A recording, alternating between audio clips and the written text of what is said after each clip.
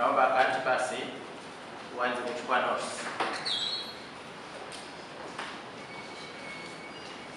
Mwashamu Baba Askofu Stefano Musomba, mwenyekiti,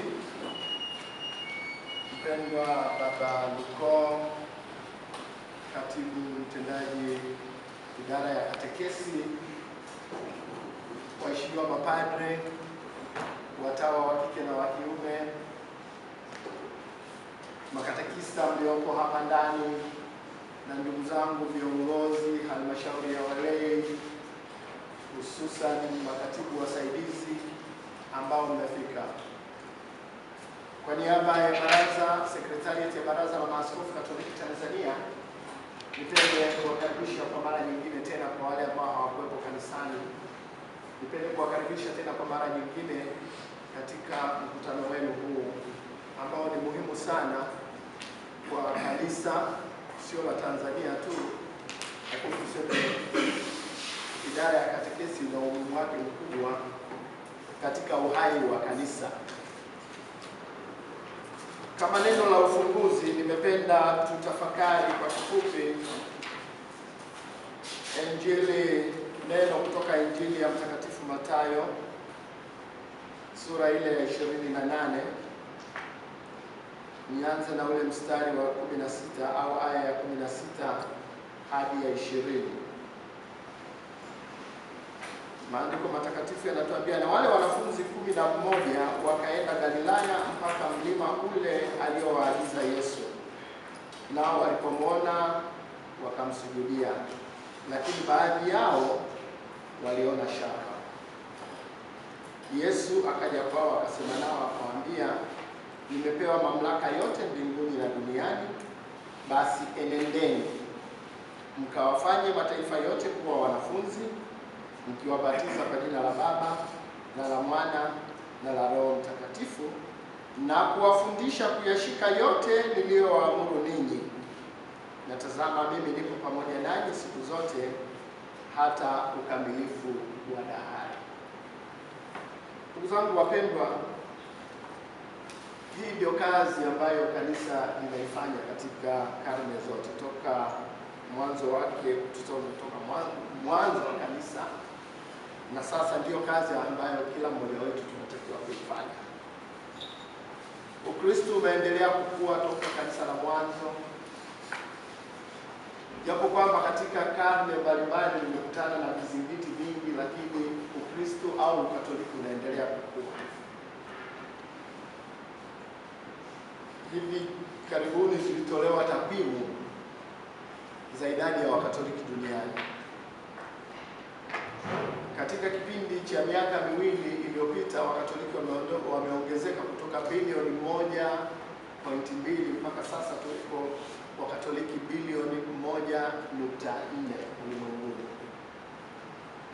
Na wataalamu wa takwimu wakaendelea kudadavua zaidi ukuaji mkubwa wa Ukatoliki duniani huko barani Afrika. Na ukienda kwa undani zaidi barani Afrika, kanisa linakuwa zaidi nchi ya Kongo, Nigeria, Uganda, Tanzania, Kenya, na baadaye nchi nyingine za kwenyewe Ukatoliki unakuwa kwa namna ya pekee. Tunamshukuru Mwenyezi Mungu kuona kanisa letu la Tanzania linakuwa. Ni nini kinachofanya likue? Ni kwa sababu ya ninyi makatekista. Kazi inayofanywa na sisi sote kama kanisa, kianzia na viongozi wetu, mababa askofu ambao ndio makatekista wa kwanza katika kila jimbo, lakini baadaye na wasaidizi wao, mapadri, watawa, pamoja na ndugu walei, ambao ndio wajibu wa kila mbatizwa. Katika somo la Injili tulilosikia Bwana wetu Yesu Kristo anawatuma wafuasi wake, sisi ambao tunatumwa kwenda kulipeleka neno, kwenda kumtangaza Kristo, kwenda kutangaza habari njema kwa watu wote. Tunawashukuru kwa kazi kubwa na nzuri ambayo inafanyika. na matunda yake ndio hayo ambayo tunaona kanisa linaendelea kukua kwa namna ya pekee. Ni kweli kwamba katika maeneo mengine ya dunia kanisa kwa namna moja au nyingine linasinyaa, lakini kanisa halitakufa. Kwa sababu Kristo mwenyewe ametuambia siku ya leo kwamba tazameni, mimi niko pamoja nanyi siku zote hata ukamilifu wa dahari. Wale ambao bado ni wachanga katika imani tunawaimarisha zaidi. Baba askofu amekuwa mara nyingi wanajadili na kuweka mikakati kwa namna gani sisi tutawafikia hasa watoto wadogo mashuleni, kwenye shule za msingi, shule za sekondari na vyuo, kuhakikisha kwamba tunawapelekea neno la Mungu. Tunawafundisha mafundisho ya msingi ya imani yetu. Ni wajibu wetu sasa sisi kuweka mikakati iliyo mizuri, kuhakikisha kwamba kila mmoja kadiri ya nafasi aliyojaliwa na Mwenyezi Mungu, kadiri ya kipaji alichopewa na Mwenyezi Mungu, tunakitumia ili kuhakikisha kwamba Injili ya Kristo na neno la Mungu linafahamika vizuri. Yawezekana tukawa na hofu au na mashaka na watu wengine kusema jamani, kwa mimi sio karibu na kadhalika. Kila mmoja wetu hapa ni mbatizwa. Kila mmoja wetu kwa sakramenti ya ubatizo ni misionari. Kila mmoja wetu anatumwa, na kila mmoja wetu anao wajibu wa kushuhudia kile anachokiamini. Kwa hiyo zangu, katika kikao kazi ambacho tunakifanya, ninaamini kabisa tutaweka mikakati mizuri ya kuhakikisha kwamba tunawafikia wengi, watu wengi, na hasa kwa namna ya pekee wale ambao wanakuwa kiimani, ili kuwasaidia na kuwajenga na wao waweze kuimarika. Waswahili wanasema samaki umkunje angali mbichi.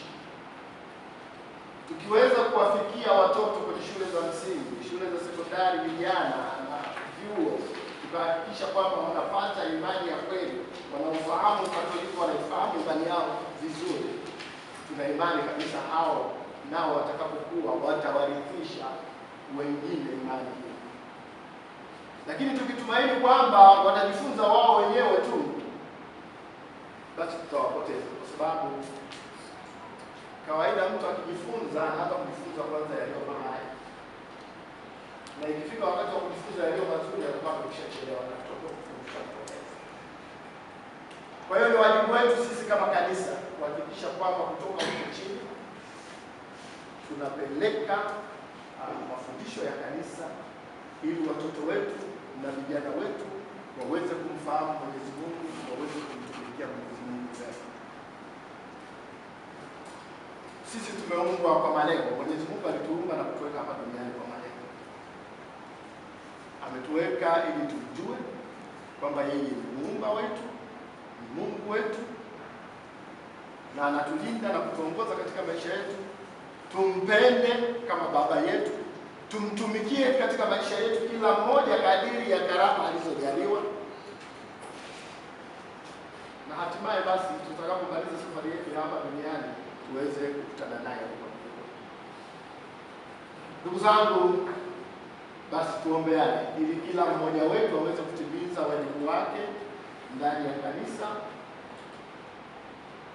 Kila mmoja wetu aweze kutimiza wajibu wake kama misionari mbatizwa, na hatimaye basi siku moja tuweze kupata tuzo lile ambalo tunalitamani sisi sote katika maisha yetu. Baada ya kusema hayo, niseme kikao chetu kimefunguliwa rasmi. Mwenyezi Mungu azidi kuwabariki, na nawatakia kikao chenye mafanikio tele. Mungu awabariki nyote na asanteni sana.